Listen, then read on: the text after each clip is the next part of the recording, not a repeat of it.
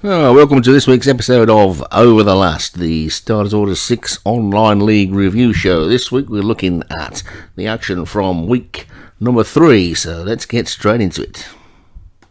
Right, it's time for a chat between me and Doug again then. We're going to look at one of the races from Monday. I think, which one we're going to look at, Doug?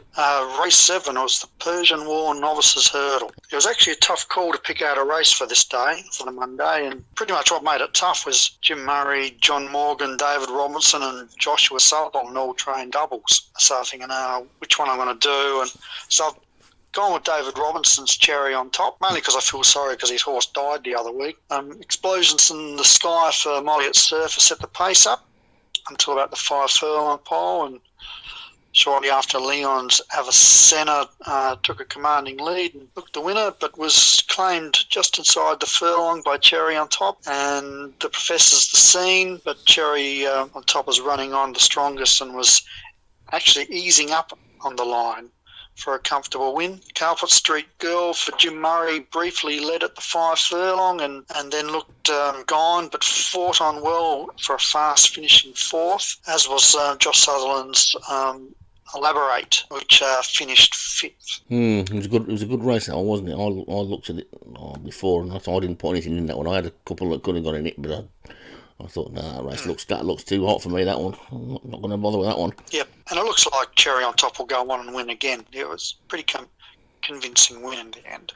Yeah, I seem to think it the week before it run when I was commentating. I can't believe it won, but it certainly was there or thereabouts. It may have been one of his winners on that day when he had 4 winners or something on the last day last week.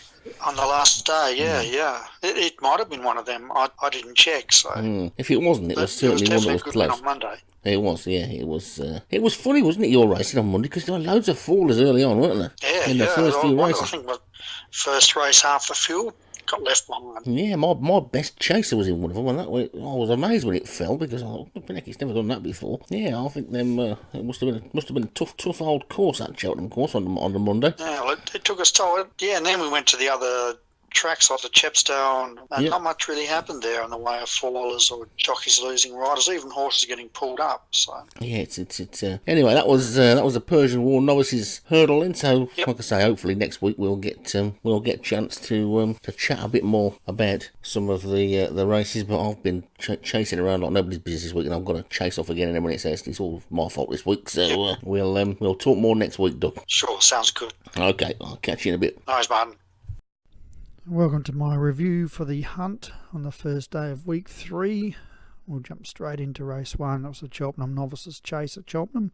And we saw David Robinson pick up a winner there with Princess, who was at 9 to 1 and came from near the tail of the field for a pushed out win. And an impressive win at that. Second was Grey Clutterbuck's Sophie Ridge, who was 2 3/4 lengths away in second spot. Another horse that came from the rear of the field as well. Third was Big Miss from Colin Clark's stable. That was another 1/4 length away. And another horse that came from the tail of the field as well. So the first 3 came from the back of the field. So it obviously said there was quite a bit of pace on in the race for that to happen. In 4th spot we had Zero Sunshine Moilette Surfer. 5th was Balfour Grove Lad for Jim Murray. 6th was Civil Servant for Charlie Farthing. 7th was Garbo Turbo, Carl Arroganti. And in 8th spot was Martin's Mr. Wolfman.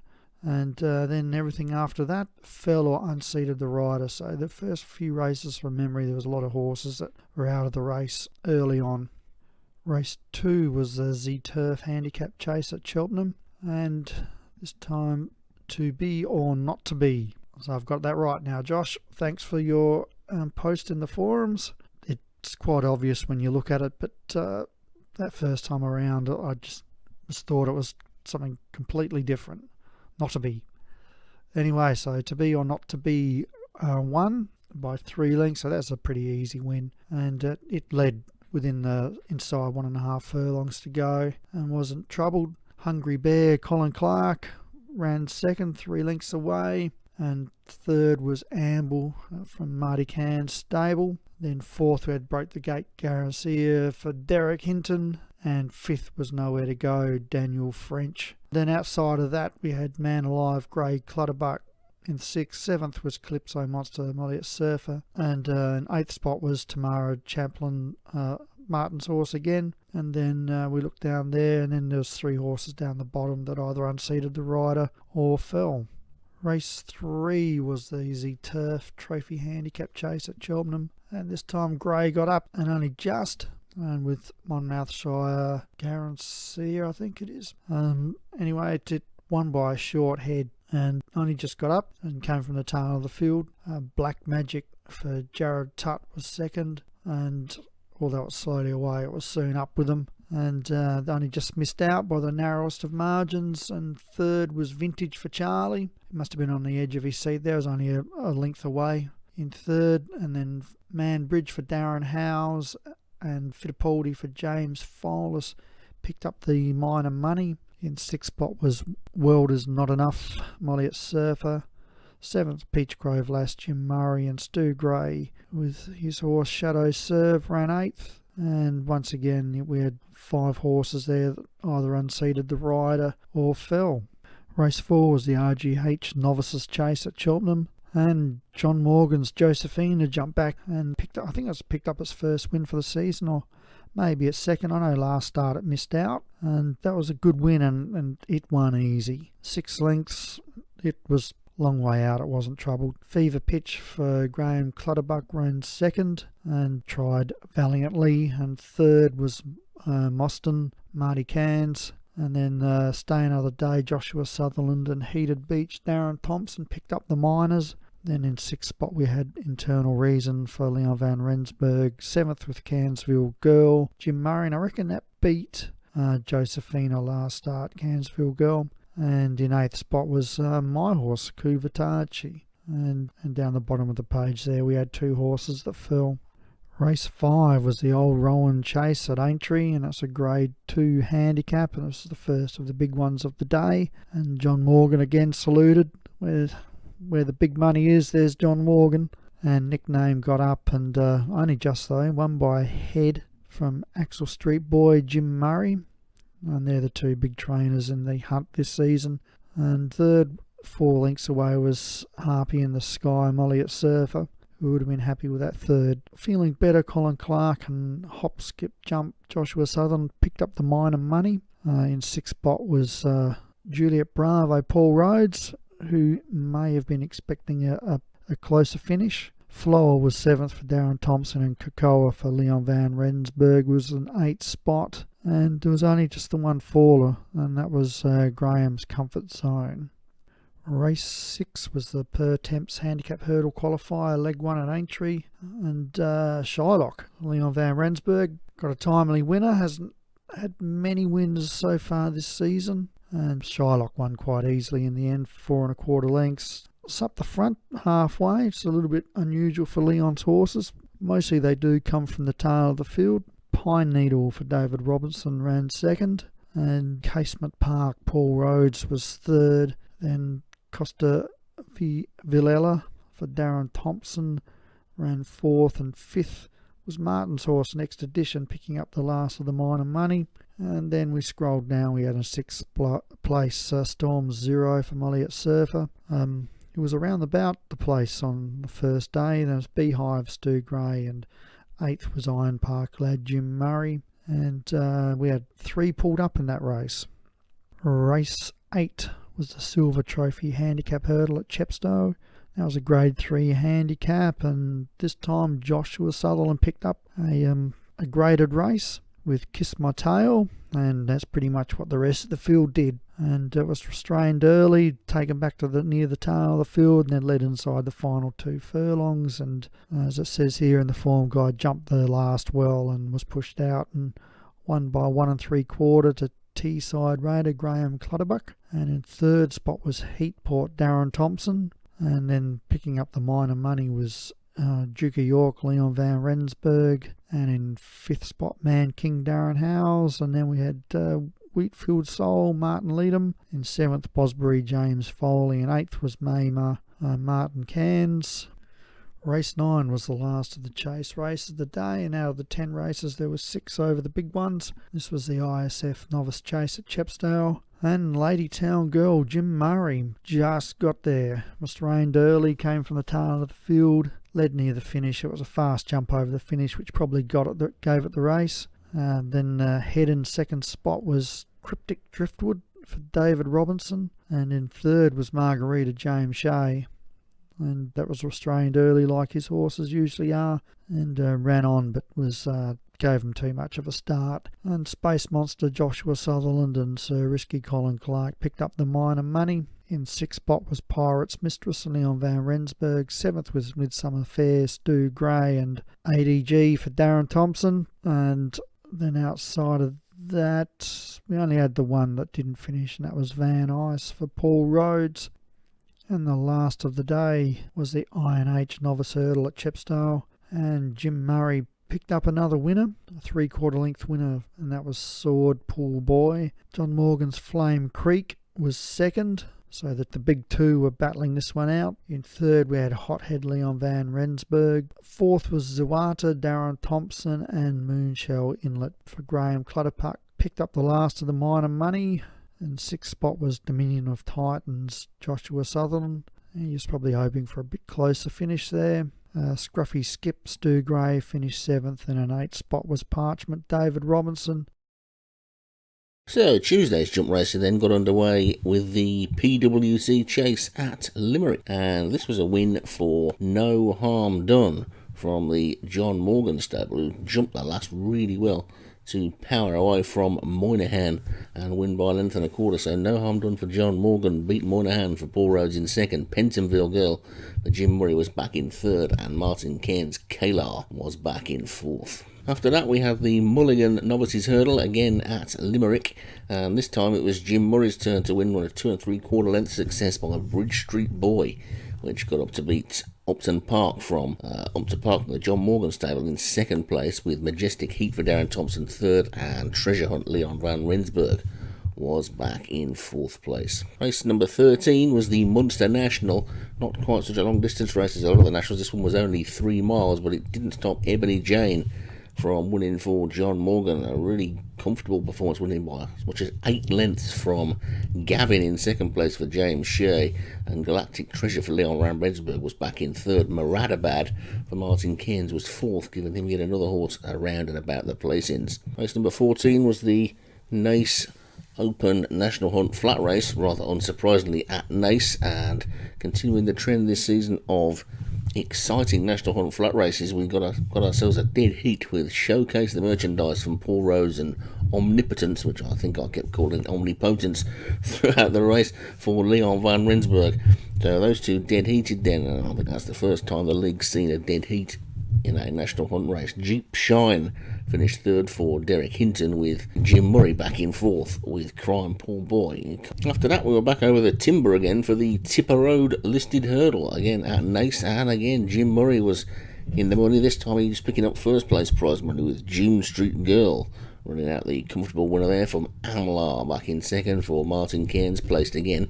Fairy Hill Run for John Morgan was back in third, and Rusty Gusty for Colin Clark was fourth. After that we had a big Group 1 event, and that was the JNWine.com Champion Chase, and that was a great win for Belcourt Charm for David Robertson, who won that from a head from Celestial Wave. John Morgan back in second. Hereditary Rule for Leon Van Rensburg was back in third, and Graham Clutterbuck hit fourth place with Miss Beat. The Mirror Chase Handicap at Down Royal was next, and Balance was the winner this time. Paul Rhodes by a length and 3/4 from the great name of Swingerding in second for Colin Clark. Red Bengal for Darren Thompson was third, and Sticks and Stones made it into fourth place for Leon Van Rensburg. The HF Mares Novices Hurdle at Down Royal continued our tour of Ireland, and Whisper was the winner this time for James Shea, winning by 2 3/4 lengths from Prisoner Cell Block H and the Paul Rhodes Yard second, and Martin Cairns in the place money again, with Rayner in third. Gonna Find a Miracle crept into fourth for me. Race number 29 was the first of the Moore's Million Stayers. This was a 29 furlong version this time, and this was a win for Dan City Blue from Stu Graves, a horse who was definitely around last year, and probably Grand National bound I should think, with Lake Surfer second for David Robertson. Forgive and Forget for John Morgan ran a decent race in third, and New Barris was fourth for Darren Thompson. Final race on Tuesday was the Dublin Coast Inn Hurdle at Punchestown, and this was a win for Black Dog from Jared Tutt. That's his second or his third win of the season. Well done, Jared. He's certainly hitting the ground running. Cool Welcome was second for David Robertson, with Normandy Invasion from Molliet Surfer back in third, and Blue Shift in fourth. Moving on then to Wednesday, and Wednesday we started things off with the Alessandra D Chase at Punchestown, and this was a win for Forest Classic. Colin Clark winning by a length from Queen's Singspiel from the Graham Clutterbuck yard in second. This Will Moon You for Molliet Surfer was third, and Tiresome Lass for Joshua Sutherland came in fourth. The long distance race next was the Florence Nightingale Chase, and this was a Group 3 event, and this one again is full of potential Grand National horses for later in the season, and Lebrano was the winner here for Stu Gray, who's got a good stable full of stayers, and Lebrano was a faller in the Grand National last year, but at the moment looks about the best candidate for the race so far this year. And don't forget, there's plenty of horses that have fallen in the National and come back and won the next year. One that immediately springs to mind, of course, is West Tip. Xena was second for Paul Rhodes, and Hedgehunter was third for John Morgan. Mexican Wave for the placed man of the week, Martin Cairns, was fourth. Race number 23 was the Florida Pearl Novices Chase, and this was another good race, and Kiss My Estate was the winner there for Joshua Sutherland, beating Pandemonium by Paul Rhodes in second. Southern Flight for James Shea was third, with Gunfire Leon van Rensburg back in fourth place. Race 24 was the Punchestown Juvenile Maiden.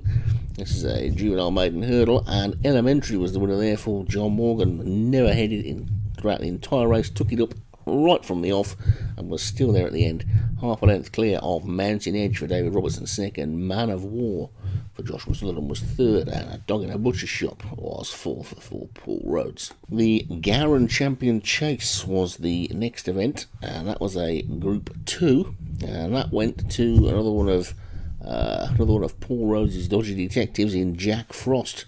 There was no hanging about from Jack Frost this week, and he won by 2 lengths from Abbey Moss. The Martin Cairns Super Place yard came second, and Sadia Sangiovese, Darren Thompson, was third. Badge of Honour for Graham Clutterbuck took fourth. We skipped across the sea a little bit to France next for a set of races from Auteuil, and the first one of those was the Carmarthen Hurdle, and that went to Baden Star from the John Morgan stable. In a State of Change, Joshua Sutherland came in second, and Inspector Morse from Paul Rhodes was third. Baxter Street Boy from Jim Murray was a creditable fourth. After that, we had the Cambersair Juvenile Hurdle, and this was a Group 1 novice event, and this one went to Jim Murray's Birch Forest Girl by a short head from Catabatic in the Graham Clutterbuck yard second, and Big Fane from Leon van Rensburg was third. It was a very tight finish, good race. Bacardi's back in fourth for Paul Rhodes, and that was a quality event, and I think probably all of the horses in that one will be winning a race before too long. So race 28 then was the Hayes Josselin Chase, and that was a Group 1 event, and that went to Dame Jenny Bond from the Paul Rhodes yard. Paul says that Dame Jenny Bond is his number 1 Gold Cup hope, so I'll be pleased to see that one win, especially after it was headed some way out and fought back to get back into the lead and win by a comfortable 6 lengths. Blackened for Jared Tutt was second. Ghost Trader for Leon van Rensburg was back in third, and Hurricane, who forced his way into the front some way out but then faded, was fourth. Race 29 was the Maurice Guillois Novices Chase, and this was a Grade 1 Novices Chase, and this went the way of Sergeant Bilko. No messing about for Sergeant Bilko, who raced freely all the way through the race and won comfortably from Duncan Street Boy in second. Grey Matter was back in third. Duncan Street Boy second for Jim Murray. Grey Matter was third for David Robertson, and Leon van Rensburg fourth again with Championship. The 30th race on week 3 was the Francois de Ganay Handicap Hurdle, a Group 3 handicap, and this went to Solway Adam for Graham Clutterbuck. Martin Cairns placed again with Hollingswood in second, and Mona the Miracle crept into third for me. The fourth place horse, which threw me a bit there, the fourth race horse, Orangutan, was from the Molliette's Surfer Yard. On to the bonus races then on Wednesday, and the first one of those was the Huon Handicap Chase, and that went to Dr. Watson, I presume, with Leon van Rensburg winning by 3/4 of a length from American Art for Charlie in second, and Prince of Desire for Graham Clutterbuck was back in third. Martin Cairns in the place money yet again with Nisham. Race 32 was the Starters Order 6 Novices Hurdle Qualifier Leg 2. We were at Cartmel by now, and this went to Storm Shield, a win from Molliette Surfer. Mr. for Darren Howells, who is apparently a mare, was second, and Step All Over for Daniel French was third. Prime Part Lad for fourth for Jim Murray. Race 33 then was the Starters Order 6 Novice Chase Qualifier Leg 2 at Cartmel, and this one went to Police Grove Lad for Jim Murray, winning by 2 3/4 lengths from Gusty Dusty. Colin Clark in second. Subway for James Shea was third, and Amazing Soul for Daniel French was fourth. So that was Wednesday then. Okay, so let's have a look and see who's doing what, who's hot and who's not then. Doug, what do you think about this in the National Hunt side of things? I'm just having a quick look at this table here. It's pretty tight at the top, isn't it? It is. John Morgan, John 17. Morgan's obviously up there. John Morgan, 17. Jim Murray, 15. Yep. Paul Rhodes, 14. So. And then we've got 11, David Robinson. He's hanging in there. He's just getting the horse balanced up for a final tilt. Yeah, and then it's daylight. Yeah, well, you've got Leon on 8, so he's sort of like getting there, nearly there.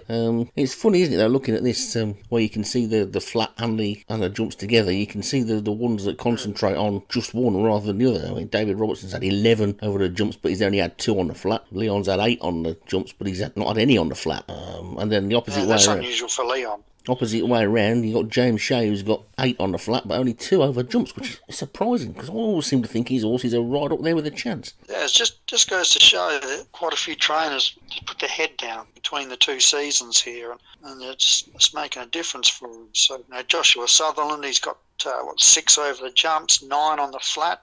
Where we've got James Shea, as said, Thunderspark. He's been a little bit quiet, really. Well, he didn't have any runs at all last week, so hope he's okay. He didn't have anything at all running last week, so I hope he's got some back this week. Yeah, but hopefully he just had a busy weekend and missed the cut. So. And Gray's been fairly quiet, just 4 and 4. And Marty Cairns has done all right. He's got 6 wins on the flat. 2 over the sticks. And I'll tell you what, this was when I was doing the roundup for Tuesday and Wednesday, he must have had 5, 6 at least in the money that didn't win over the jumps on Tuesday and Wednesday. Martin Cairns. Same on the first. So he's probably, in the old prize money stakes, he's probably sort of right up there, really. He's doing all right. Yeah, I know on the first day, I think Colin Clark, he had a few up around the minor money, and so did Martin Cairns. Who else was up there sniffing around? Sirius Chill had an all right day on my first day. And, even you had an all right day. You picked up a bit of prize money and I was stuff. Saying in the forums, nobody was telling me what jumpers would be where I'd do any good, but jumpers have been disappointing. There's been one got to find a miracle that sort of looked like it was going to win a couple of times and then faded a bit. But the rest of them have been a bit of a disappointment, to be honest. So hopefully they'll kick in this week. And just looking at that list again, what's happened to Hollywood Hinton? He's not had any winners at all over the jumps. I think you better just the one on the flat. I think you better line up another interview with him, because he needs a bit of our magic, I think. Otherwise, he's going to be down in the bottom zone. Yeah, well, we may have to do that. It's good to see. Molly Surfer, he's had the one over the fences, but he's been around the money too. He's picked up a lot of minor money as well. So that one win probably doesn't really, and being down the bottom of the list doesn't do him justice for what he's actually pulled off so far this season in prize money. No, the wins definitely seem to be being shared out more this year, I think, than they were last year. And I seem to remember there were a lot of people on naught for a long time last year. I'm pretty sure that Ben Benici, I know he's on the jumps now, but he had a winner on the flat last week. I'm pretty sure he went through the whole season without a winner last year. A few of the new guys are doing all right, aren't they? So Yep. it's Carl good. Arroganti, he's got the 2 wins. Yeah, well, we'll have So to get Paul to he's change him doing on well there, for because that's Daniel, really, isn't it? Carl Arroganti. He's also called Blake Acid, so I think one of his wins has come as Carl Arroganti, one's come as Blake Acid, so it's a bit like John's Jumpers and stuff. So, so that's how it's going. It's a lot tighter than I thought it would be, because I think a lot of us thought that either Paul Rhodes or John Morgan will be miles in front, but they're not. It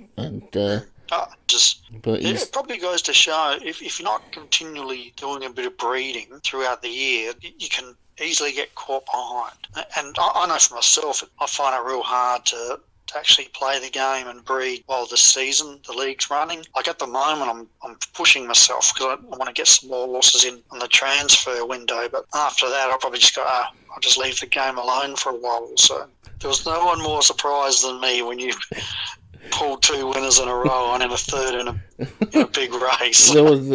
Especially the third. There was one person a little bit more surprised than you. The best part about that was, I think that third pulled in 40,000 quid, whereas the 2 winners pulled in about 15. So it's going to boost me up there a bit. So I said to Paulie, because I was pleased the week before, because that horse of mine that would finish third there had beaten Lamborghini last week, and I thought, crikey, I've seen the bars on that thing, and it managed to beat that. That'll do me. That horse is all right. Never expecting it to come third this week, so that was good. So I'm going to try and beat him this week. So the old Lamborghini, eh? That thing looks like it. What's the old saying? Looks like Tarzan, swings like Jane. Yeah, it certainly ran a couple of times. It looks like an incredible beast of a horse. It does, but it ran really badly the first 2 weeks and looked like it was no good. I thought he was going to send it hurdling. So it's come back with a bang now, hasn't it? So we'll see what it does. Yep. See what it does this week, and we'll see where we go from there. No worries. So that's it then, Doug, for this week for the National Review Show, which is now, what's it called now? Over the Last, it's called, isn't it? So you can do the Cheerios if you like this week for a change, but as you're on at the end. Really? Yeah.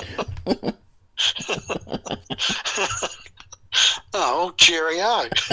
It's goodbye from him. It's goodbye from me, yeah. All right, we'll see you next week.